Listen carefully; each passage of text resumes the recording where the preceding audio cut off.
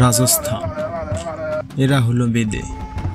উত্তর ভারতের রাজস্থানে তাদের বসবাস।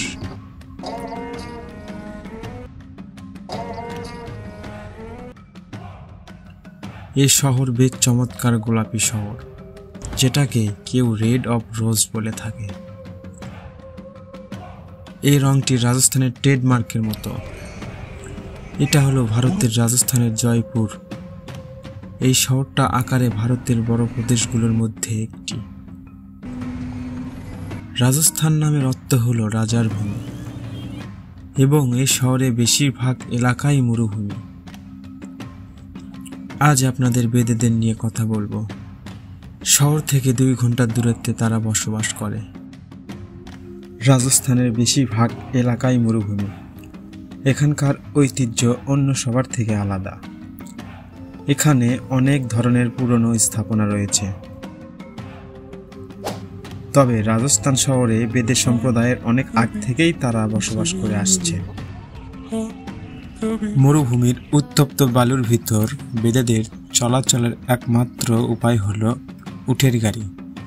তারা উটের গাড়ি করে এক স্থান থেকে অন্য স্থানে যাতায়াত করে থাকে।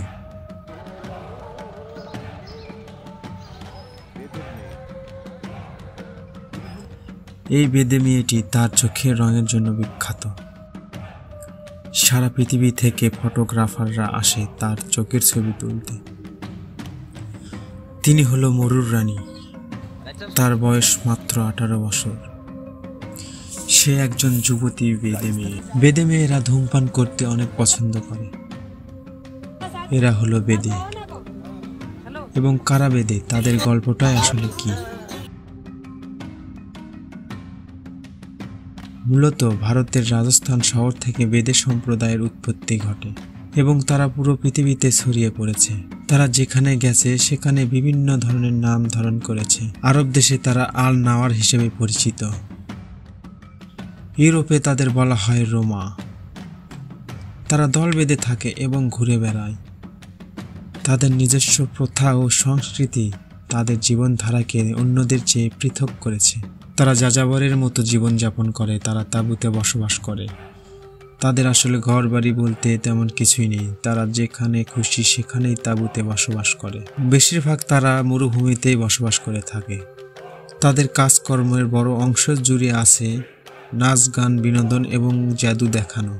তাদের অনেকেই শহরে এসে বসতি গড়ে তুলেছে, তবুও তারা কিছু সমাজের বহিষ্কৃতই থেকে যায়।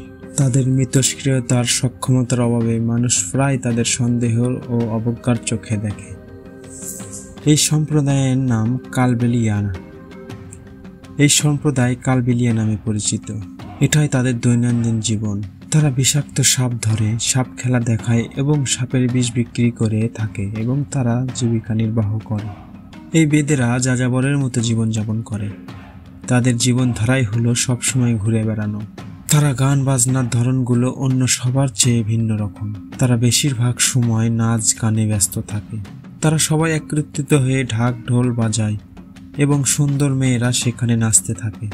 তাদের যাতায়াতের জন্য নিজস্ব ঘোড়া আছে। তাদের ঘোড়াগুলোকে নিজের মতো করে মানিয়ে নেয়। বেদে সম্প্রদায়ের মানুষগুলো দুধ চা খেতে পছন্দ করে। এই চাকে বলে মাসালা চা। তাদের সাথে কথা বলে জানা যায় তারা নাচ গান করতে অনেক পছন্দ করে। তাদের সাথে কেউ খারাপ ব্যবহার করে না, বরং তাদের সম্মানের চোখে দেখে, কারণ তারা নাচ গান করে অর্থ উপার্জন করে। তারা ভিক্ষা করে না। তারা এটাও বলে তারা তাদের পুরো জীবন মরুভূমিতে কাটায়। তাদের সেখানে ভালো লাগে। তারা হলো রোমা সম্প্রদায়ের বেদে এবং তারা বেশিরভাগ কালো দেখে তাদেরকে শ্বেতাঙ্গ বেদে বলে। তাদের জীবনধারাই হলো অন্য সবার চেয়ে ভিন্ন। তারা নাচ গানেই তাদের জীবন উপভোগ করে। এটাই তাদের জীবন। সেখানে সচরাচর বেশিরভাগ মেয়ে তামাক সেবন করে।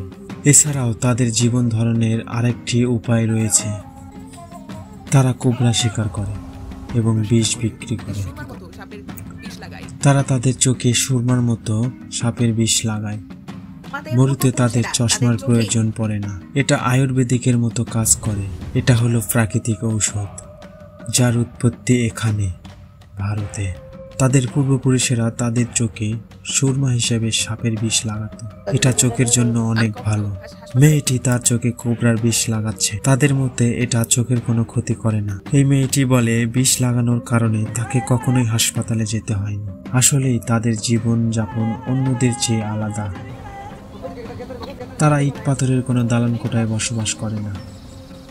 তারা ঝুপড়িতে বসবাস করে এবং অতি সাধারণভাবে জীবনযাপন করে। তাদের মধ্যে উন্নত জীবনযাপনের কোনো লোভ লালসা নেই।